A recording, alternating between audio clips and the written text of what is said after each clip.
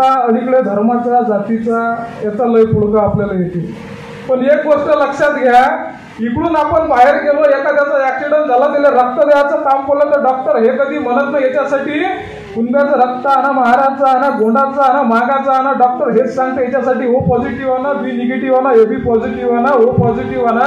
जर निसर्गानं लाल रंगाच्या पलीकडे आपल्याकडे दुसरा कोणता रंग दिला नाही, भेदभाव केला नाही, तर आपण या ठिकाणी पृथ्वीवर जन्म घेऊन या वेगवेगळ्या रंगांमध्ये स्वतःला वाटण्याचं धाडस कसं काय करू शकतो। कपाची चबी असते, त्याला आपल्याकडे सरकी म्हणते साहेब।